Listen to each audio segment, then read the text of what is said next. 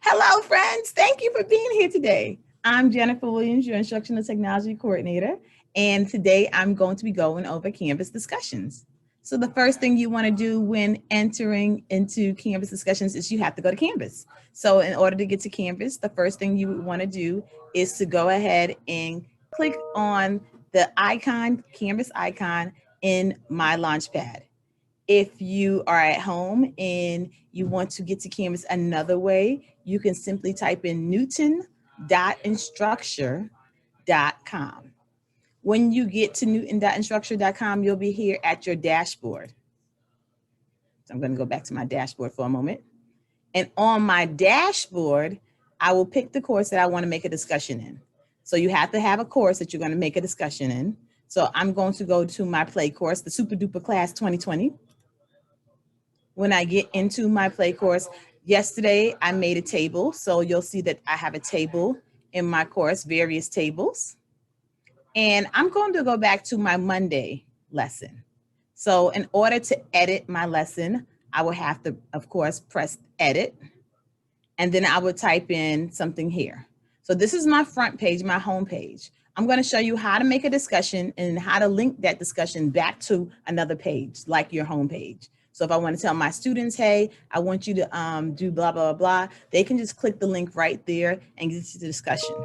So I'll show you that at the end after we make the discussion. So in order to create a new discussion, the first thing you want to do is go to the left side of your screen. So I'm at the left side of my screen and I'm in my inner tab, and my inner ribbon here has the word discussion. So I'm going to click on discussions. So a discussion is basically a conversation or an explanation that you're going to have back and forth with your students. So you can have a one-way discussion where they're giving you information. You can have a threaded discussion where each student can see each other's discussion, or you can mandate that they reply and have true discussions with each other in discussions. So a discussion has to be worth discussing. So let's take a minute and let me repeat that. When you make a discussion, it should be worth something discussing. So 1 + 1 = 2. Is that worth discussion? Or what is a noun? Is that worth discussing? Really making people come in here and just answer person, place, thing, idea, feeling? Maybe not. So a discussion should have some depth to it, right? It should be something that you're going to require the students to really give some answers. So let's take a moment and let's think about that, okay?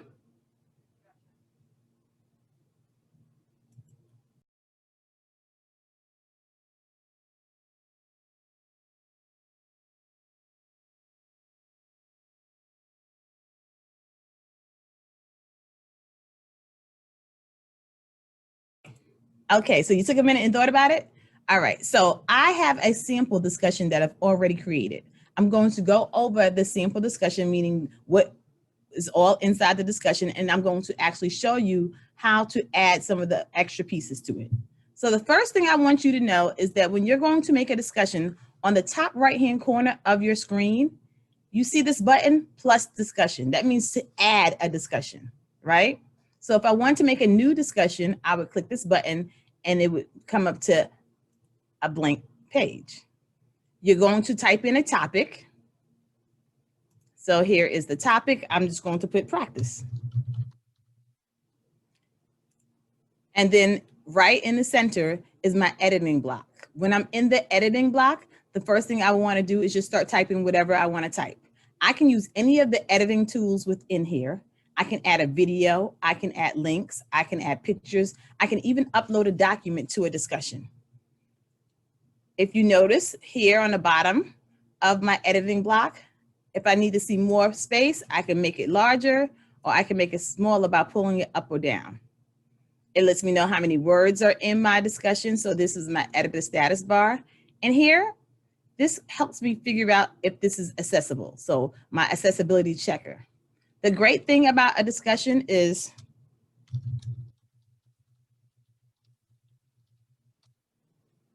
once you press save, You can save a discussion, and we'll talk about that in a minute, or save and publish. But once you press save in your discussion and you go back to your discussion, so here's my discussion. I can go ahead and publish it if I like. When I go back to discussions, my discussions are here. If I want to use this discussion right now, and I want it to be at the top of my list, I click this ellipsis because now I have 2 discussions, but maybe I only want my students to go ahead and see this discussion right now, because once you create discussions, you'll have 100 or so discussions. It'll be too many, and the students will start trying to look through them. So I hit this ellipsis button, and I can go ahead and pin this discussion, and now it's pinned at the top. So when the students come in every day, I can pin the discussion that I want them to see at the top. I can also close my discussion for comments, meaning at the end of a class period, I can close my discussion and now there are no more comments available because the kids may go back in and say things during discussion that you don't want to happen. So you can close your discussion for comments. If you like the way you kind of phrase and frame this discussion and you want to use another one next week, then you can go ahead and you can duplicate the discussion. You can send the discussion to someone directly and also send a copy. And then you can also put it in the Commons. The great thing about putting discussions in the Commons is now that you're sharing it to a more global audience. So if I'm a 5th grade teacher and I work at South Salem, but I have a friend who works at West Newton, and I made this really great discussion. We teach the same curriculum, right? 5th grade, social studies. I can put my discussion in the Commons and now she can use it. And then all the teachers in Newton County schools can use that same discussion. So why work harder when you can work smarter, right? Okay, and if I don't like a discussion, like this discussion, this practice one that I made, it was just a practice, I can click delete. It's gonna say, are you sure you wanna delete this? Yep, I'm sure. I press delete and boom, it's gone. When you close a discussion, it doesn't disappear. All your closed discussions are shown down here. All your current discussions are here. And any discussions that you pin are gonna be at the top. You can type in and search for a discussion by the title or by who made the discussion. So let's go into discussion. So I made a discussion. I'm going to pretend as if I just made this discussion and I kind of want to explain to you some of the parts to it. So the most important part of the discussion is, of course, my essential question, right? So every great lesson has an essential question. So here's my essential question. I'm a 3rd grade teacher. I'm the 3rd grade science teacher today. Hello, I'm your 3rd grade science teacher, friends. And my question is, how are rocks classified? So that is my essential question. Easy enough. Now, because I asked a how question, it lends itself to having a little bit more conversation about discussions. So my standard, here's my standard, S3E1, obtain, evaluate, and communicate information about the physical attributes of rocks and soil. So now this is what I'm having. I didn't just leave it to how are rocks classified, because if I just left my discussion to how are rocks classified, I may get garbage. Some of the students are going to give me lots of information, and some of the students are going to give me a couple of words, maybe a sentence. But I need to drill down and dig deep and give them more directions if I want a well-formulated answer. So how are rocks classified? In a well-written paragraph or 2, please describe and explain. See, because it says they have to communicate and they have to evaluate. So please describe and explain how rocks can be classified.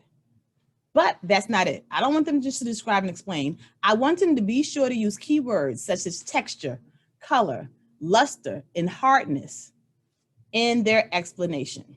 Where did I get those words from?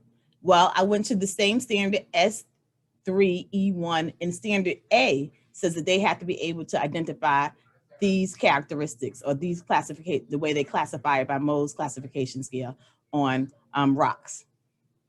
Also, because I'm just not satisfied with them telling me using those keywords, I want them to include literal and non-literal language. So in ELA for this week, they've been learning about literal and non-literal language. So I want them to bring those skills into my writing in the science class, right? So you see how it's all cross curricular? So I want you to include literal and non-literal language such as similes and metaphors. Finally, Be sure to write full sentences that include a variety of sentence types. Don't forget to indent each paragraph, or else it's not a paragraph. So do you see how this discussion question has depth? I could have just asked him, how are rocks classified? But now the likelihood that I'm going to get a well-written answer is more likely because I've put in a little bit more work. And I got all of the work directly from their standards. What standards? Their ELA standards and their science standards. I'm ensuring that they're using vocabulary. So it's going to be rich in vocabulary. It's going to have a literal and non-literal language. Now, what if they don't know what a simile or a metaphor is? Am I just going to leave that to chance? Do I really trust that they're going to remember? Well, if not, I've built in supports. So right here is a link. And when they click on the link, it's going to take them directly to metaphors and similes. So it's going to give them more information. Also, I told them that I want them to include a variety of sentences. So I added in a picture in my discussion to help them to say, hey, ask a question, give a command, show a strong feeling, tell something. You see the different types of sentences. So they should have an interrogative sentence or a declarative sentence.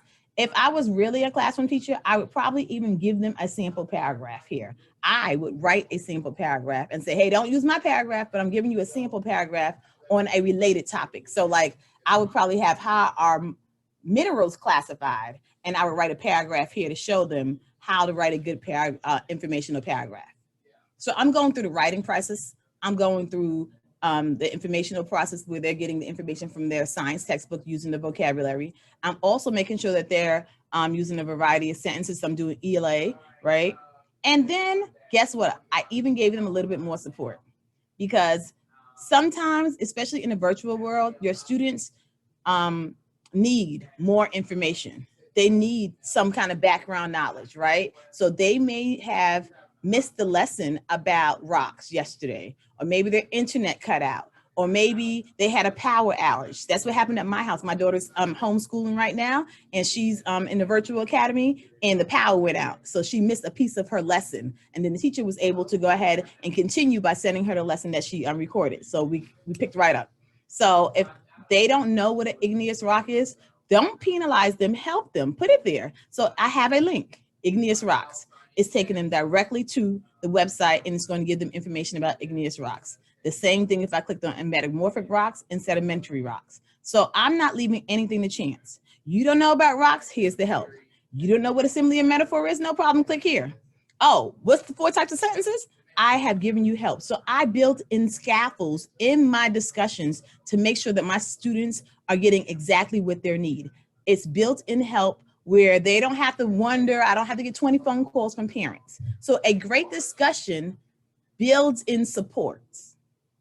A great discussion is standards-based. A great discussion has questions that are worth discussing. So now that I've built this fabulous discussion, right, I'm going to go ahead and now put some parameters around it. So I am in my edit tool. So if I was just creating my discussion, this is where I would be at right now. So when I finish, I can decide who I want to have this discussion. So I can differentiate. I can go ahead and click inside this box and I can type in a specific person's name, meaning my students' names, or a specific group if I've created groups or sections. And later on this week, we're going to be having a session on sections. So I'll show you that. Or I can just have it go to my entire class, all sections, right? If I want to add an attachment, maybe a rubric that I've made, I can go ahead and upload an attachment here. I have options. So these are the magic, the best part of discussions, because now I can allow threaded replies.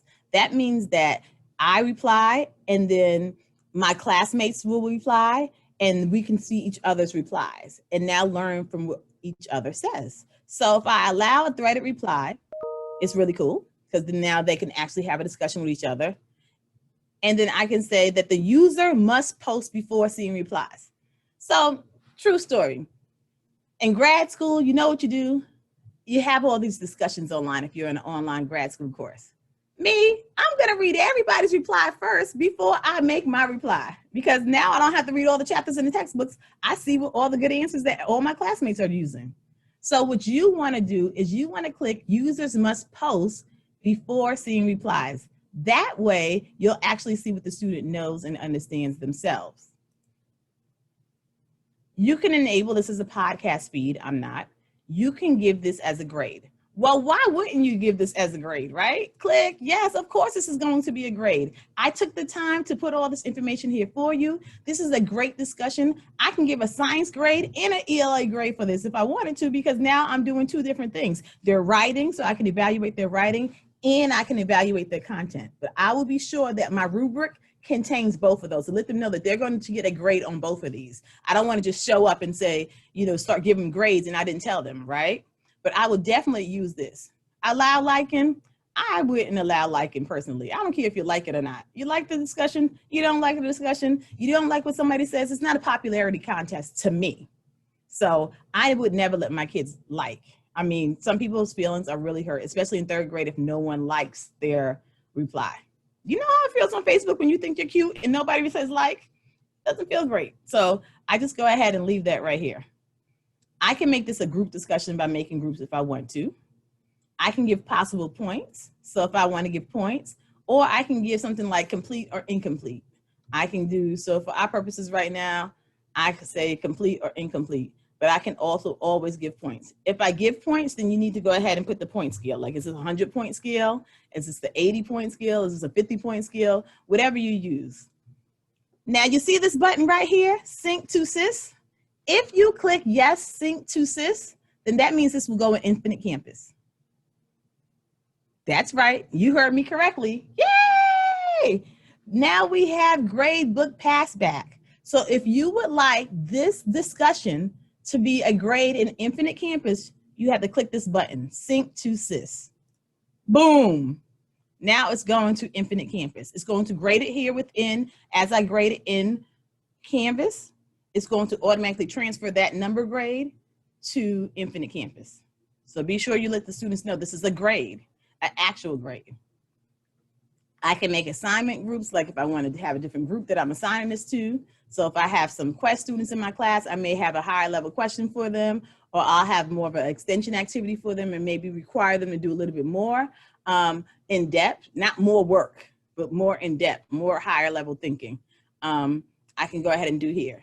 And then you see this button here, peer reviews. I really like peer reviews because now you can say, post your reply and reply to read two other classmates' discussion response and reply to them. So if I was doing a chapter study or a book study, and I may say, well, how do you think Opal felt when the preacher put his head into the shell, because we're reading Because of Winn-Dixie, then I can go ahead and require peer reviews. You can manually assign who you want to review, or you can just automatically assign peer review, meaning that they'll get, 2 people to assign the review, and I can give it a due date by tomorrow. And then I can assign this assignment to everyone, and I can give it a due date, and my due date may be tomorrow. And now when I finish this, if I want my students to see it right now, I press save and publish. So as soon as I press save and publish, they can see it right now. If I just press save, that means that I'm going to save it and I can go and publish it on a specific date. So I'm going to just press save for right now. So I have this beautiful discussion, and I'll be able to see who's going to reply to it. I, as a teacher, as my students start replying to this discussion, I can reply to them. So I can reply to every single child and say, oh, wow, that's so insightful. Oh, I know you know a lot about rocks. Wow, metamorphic rocks can do that? Oh, I didn't know that. Where did you get that information? Because, I may not trust everything they say. But this is a great way that I can go ahead and make discussions. So it tells me on my Canvas page, this is a graded discussion for about 100 points. Now, this discussion is done. When I go to discussions, it's here. I know I have a due date. It tells me that the due date is set. So if I want to find my discussion, I go back to the inner tab, go to discussions, and this is the one I pinned to the top. But if you notice here, it's not published. So right now, I'm the only one who sees this discussion. My students cannot see the discussion. So in order for students to see discussions, you have to publish them. I can do that simply by clicking that little circle, and now it's published. Let me do that again. See, not published. So a lot of times you'll have kids say, I don't see that, or I can't see the discussion. Just go back and make sure that it's actually published. And now my discussion is there. So I told you that I was going to go back to my homepage, and I am now going to link this discussion to that discussion page. So my kids don't have to go to discussions, look for discussion. When they click this box, it's going to take them straight to discussions. So come here, I'm going to show you how to do that. So first thing I'm going to do is I'm going to click edit. You see that edit button right here on the top? That's my home. That's where I need to know how to change these things up. Now, when I first wrote my lesson or thought I was going to write my lesson plans, I said that I was going to write about rocks and minerals. But no, we're just doing rocks. So rocks discussion. So I can edit that. I'm going to highlight the words rocks discussions.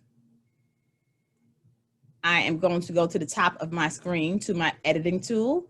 And you see where it says this links, it looks like a little chain. I click on links and I want a course link because it's a link in my course. An external link would be to BrainPop or Discovery Ed or any other place, this Study Jams, but right now I want my course link. When I click on course links, I'm going to go to discussions because I want to link it to a discussion that I already have.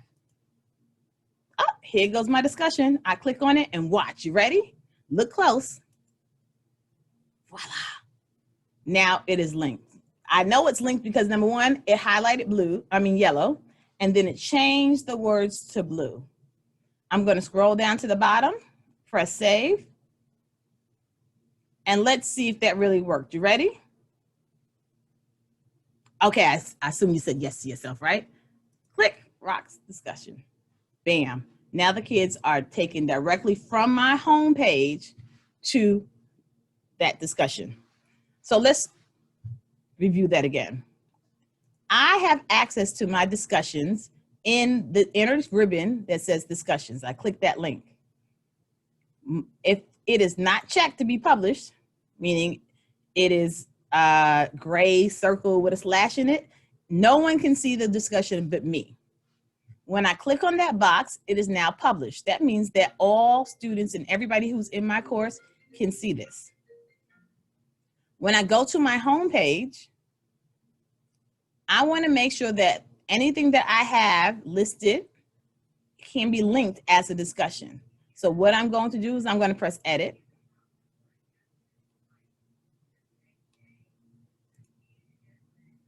See, I'm going to bring this down a little bit so I can see more. I'm going to highlight the word. So if the word was hot rocks discussions, I would highlight it. I would click the link. And because I already have a link in that one, let me show you this. I'll just do subtraction. I'm going to click the link. It's going to say course link.